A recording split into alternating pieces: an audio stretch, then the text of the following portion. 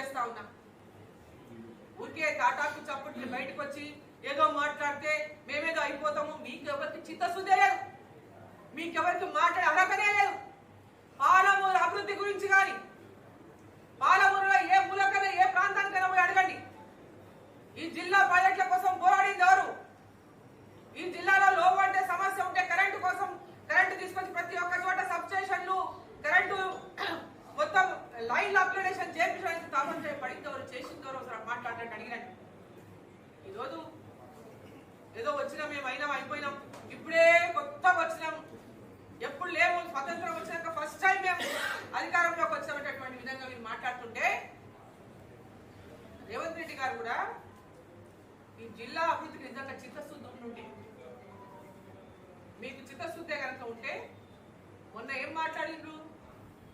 కేంద్ర ప్రభుత్వంతో ఫ్రెండ్లీ వాతావరణం ఉంటేనే డెవలప్మెంట్ సాధ్యమన్నారు.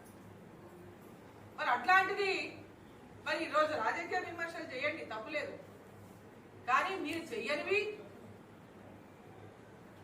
ఏదైతే అన్ని విషయాలు తెలిసి కూడా రాజకీయంగా ఏదో మాట్లాడితే కేంద్ర ప్రభుత్వం ఏం మాట్లాడుతున్నాడు? నిన్న ఆయన మాట్లాడిన మాటలు పండబెట్టి తొక్కుతాడు. బిడ్డ మా ప్రభుత్వాన్ని టచ్ చేస్తే పండబెట్టి తొక్కుతా. ఎవరిని పండబెట్టి తొక్కుతాం?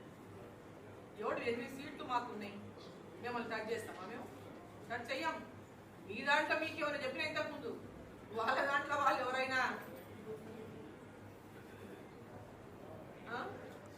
షిండేలా వెళ్తే వాళ్ళే అంటున్నారు రేవంత్ రెడ్డి షిండే అవుతుందని, వాళ్ళే విమర్శిస్తున్నారు కదా.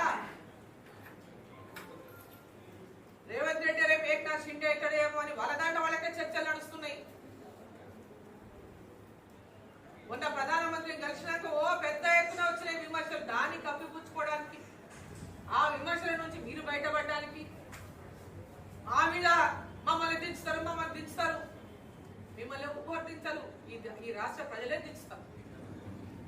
ఈ రాష్ట్ర ప్రజలు ఏ విధంగా కేసీఆర్ ని దించిండ్రో, ఏ విధంగా కేసీఆర్ ని ఫామ్ హౌస్ కు పరిమితం చేసిండ్రో, అదే విధంగా కాంగ్రెస్ పార్టీని మీరు ఇచ్చినటువంటి హామీలు నెరవేర్చకుంటే మీరు ఇదే అహంకార ధోరణితో కేంద్ర ప్రభుత్వం అందిస్తున్నటువంటి సహాయాన్ని ప్రజలకు చేరకుండా చేసేటటువంటి ప్రయత్నం చేస్తే మిమ్మల్ని దించడానికి ప్రజలు సిద్ధంగా ఉంటారనే విషయాన్ని గుర్తుపెట్టుకోవాలి. మీరేం అతిథులు కాదు. 10 ఏళ్ళు వాళ్ళు ఉన్నారు, అంతకుముందు 10 ఏళ్ళు మీరే ఉన్నారు కదా, అంతకుముందు 60 ఏళ్ళు ఉన్నారు కదా. కొత్తగా మీరేం అధికారంలోకి రాలే. ప్రధానమంత్రి గారు నరేంద్ర మోదీ గారు 10 సంవత్సరాలు అయింది అధికారంలోకి వచ్చి.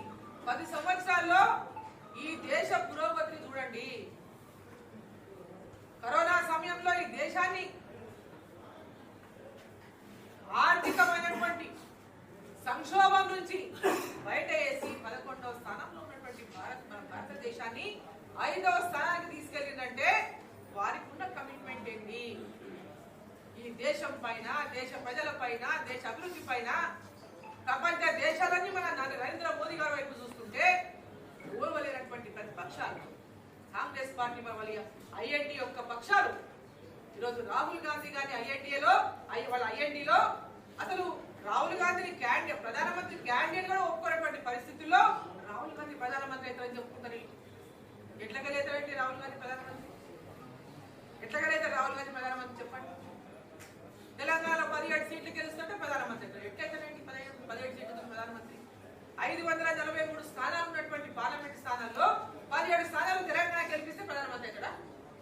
కర్ణాటకలో మొత్తం 24-25 స్థానాలు పార్లమెంటును కాంగ్రెస్ ప్రభుత్వం ఉంది. పక్కన కూడా 24-25 స్థానాలు భారతీయ జనతా పార్టీ గెలుచుకోబోతా ఉన్నారు.